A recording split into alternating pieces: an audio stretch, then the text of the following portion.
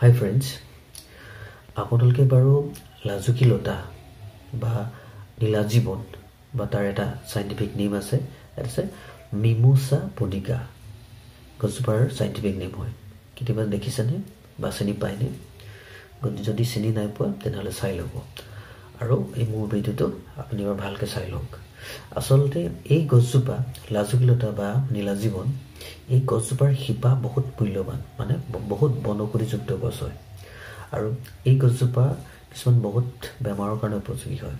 প্ৰথম কথা, এই কেঁচুমৰীয়া বেমাৰৰ কাৰণে বা আপোনাৰ পাইলছ বেমাৰৰ কাৰণে এক গছজোপাৰ এক বহুত বেছি মহত্ব আছে।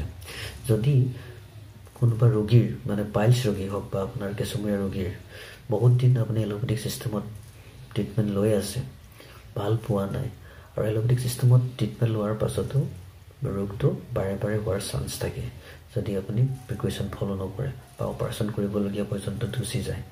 গতিকে আপুনি যদি ভাবে আপুনি যেতিয়া আপোনাৰ ৰোগটো আৰম্ভ হ'ব বা হৈছে, তেতিয়া আপুনি যদি এই গছজোপা ব্যৱহাৰ কৰে তেনেহ'লে ইয়াৰ পৰা সুফল আপুনি লাভ কৰিব পাৰিব। আপুনি এই গছজোপাৰ কেনেকৈ ব্যৱহাৰ কৰিব? যে প্ৰথমতে এই গছজোপাৰ শিপা কেইটামান উঘালি আনিব। উঘালি আনি পিনি আপুনি কি কৰিব, আগদিনাখন পানীত তিয়াই থৈ দিব ৰাতি শুবৰ সময়ত, আৰু লগত বগা মিচি পাউডাৰ মিচি এটা বাতিত তিয়াই ৰাখিব।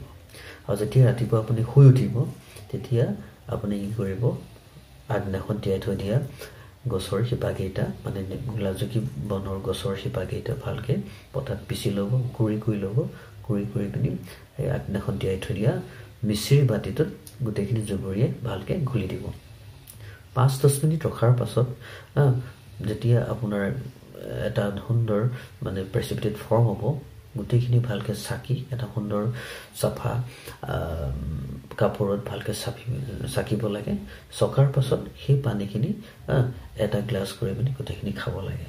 এনেকৈ প্ৰায় 3-4 দিনমান খাব লাগে, আৰু এনেকৈ প্ৰায় 3-4 দিনমান খোৱাৰ পাছত আপুনি তাৰ পৰা এটা ভাল ৰিজাল্ট পাব। বিশেষকৈ যাৰ কিছুমান প্ৰব্লেম আছে তেওঁলোকে গম পায় কেতিয়াও মানে বেমাৰটো কিমান ভয়ংকৰ হৈ পৰে।